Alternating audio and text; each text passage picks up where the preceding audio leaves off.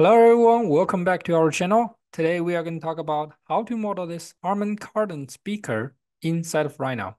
So first, let's take a look. This is my favorite rendering. It sort of create an illusion that this pattern keep going until quite the center of this shape, but actually it's not true. When we look at this rendering here, you will see that they have this sort of pattern on the top, kind of melt with the original pattern in the bottom once you look it from the top. Pretty smart design. And let's take a look. The overall size or overall dimension for this device is 9.1 by 9.1 by 11.2 inches. I'm just going to type in box, start from 0 and 9.1 by 9.1 by 11.2. And then I'll drag this image into the environment. I'm going to lock this image, and then I'm going to start from the midpoint, hold Shift, click one time, click another time. Make sure that there are 1, 2, 3 points here. So when we connect at the end, it'll be smooth. And then I'll turn on the O snap, come to the midpoint, select all the points, select every point in the end, type in set PT, and then I'll set them to the same Z value. I'll drag those points around a little bit. Perfect. Then the next thing I will do is I will go to the perspective, then I'll delete this, and then I'll select the curve, type in revolve. First, I will select the revolve axis, start from the beginning all the way to the end, hit OK. I'll get this, go to the front view, and then I'll get a line here. I'll type in split, select the object to split, select the line, hit OK, and then I'll get it. I'll hide this part for quite a while, and then we will start working on this bottom. I'll go to the shading mode. I'll type in duplicate border, select this, make a copy of this, and then I'll scale it down a little bit. I'll go to the front view, move it up. We'll just align it to here. I'll make another copy, scale it up a little bit, make another copy, scale up a little bit. I'll select this curve, Control C, Control V, scale it down a little bit, and then I'll type in loft, select the curves by the order, and hit OK. This looks pretty good for me. And then I'll select this surface. I will Control C, Control V, scale it down just a little bit on the Z direction. Okay, make it a little bit flat. And then I will move it from this corner to this corner. So you will see what I'm doing. Then I'll select this surface. I will isolate it. I'll go to Grasshopper. And then I'll come here to the thing called launch box. I'll find the diamond panels, select it, and then I'll select the surface. Perfect. We will start from 12 on the V direction. Let me compare with this reference image. Maybe we'll do 48. This looks much better. And then in terms of how many rings, 10. And then let's take a look of this image. So the logic is pretty simple. So you'll see that those divisions have sort of extrusion, and the extrusions in the center is taller than the ones on the end. So let's start working on top of it. I'll select all the surfaces, both the diamonds ones and the triangle ones. The triangle ones are the ones that's near the edge.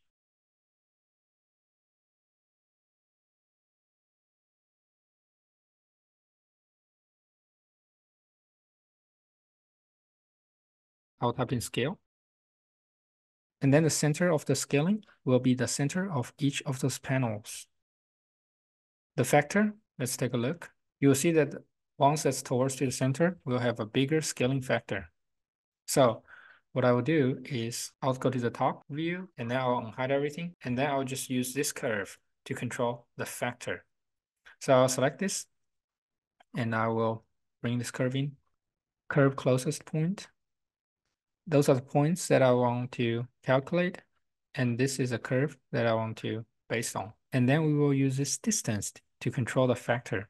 If I bring it in, you will see that this is what we want. The center one has a more extreme scaling, but it's too extreme. So what we can do is we can use remap.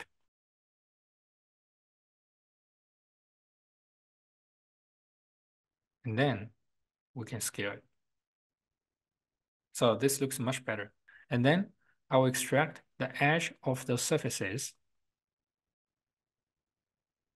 I'll join them all together. We will get 237 values. I'll go back to the reference image and you will see that the center ones is taller and at the same time they have this sort of tapering effect. The bottom one is big. Once it's getting to the top, it will become smaller. So we will keep that in mind and we will draw multiple curves and then loft them to achieve such effect. So what I will do is I will just group them and then make a copy. I'll move them up to the ear. And of course, the logic will be similar right here. So I'll select all of them. I'll flatten the data structure here. And then I'll move them up. Again, we have to give a bigger magnitude to the central ones than the ones that's near the edge. So we will play with a number here. You can see that sort of effects right here.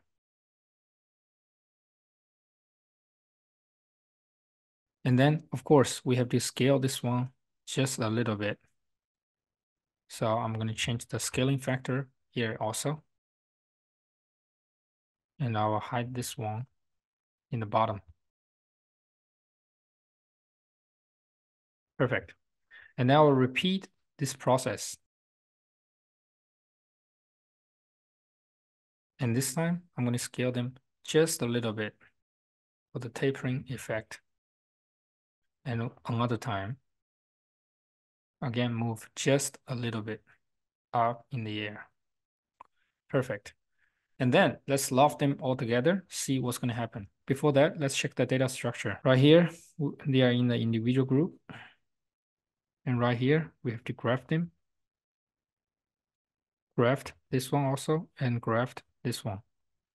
I'm going to merge first. Second, see if it's combined. It is not. So I have to simplify the data structure here. Okay, now they are combined. Again, simplify and simplify. And then I'll loft everything. This is what we get. There's an error here, but seems like everything looks fine, so we can ignore it. And of course, this doesn't look good enough. We have to adjust the numbers and everything. So let's start from here.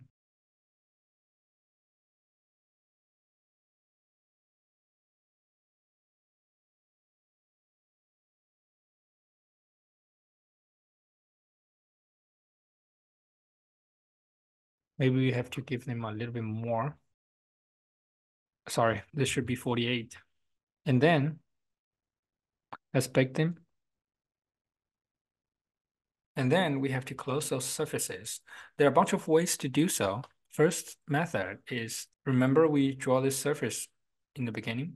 We can move them up a little bit and then use this surface to trim them. But of course, that require a lot of time and also you have to make a lot of adjustment. However, there's another method to do so, make it easier. What we can do is we go to surface and then we will use 4-point surface. So we'll bring it here to the top edge, and then I'll go to control polygon, bring it in, and then I'll find 5 points or 4 points on each of those curves because some of them has 4 sides, some of them are triangles. And then what I will do is I will go to call, and then I will use this thing called call index, bring all those things in.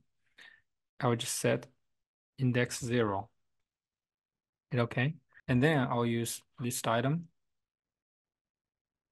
0, 1, 2,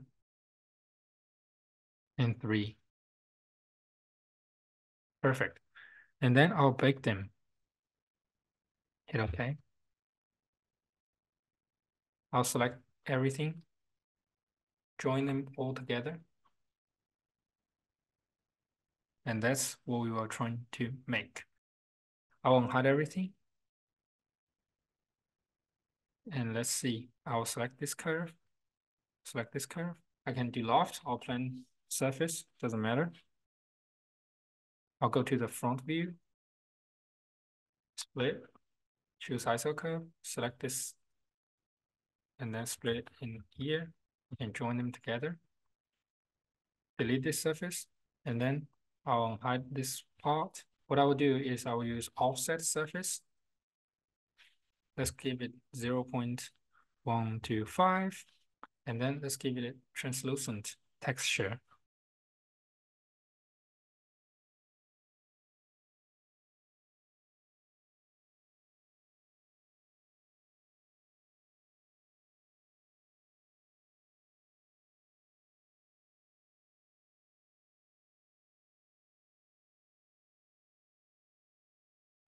I realized that the material that I choose for this part was wrong. I should choose glass right here.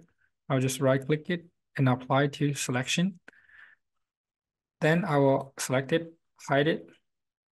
I'll select the surface. I'll isolate it. And then I'll select this surface.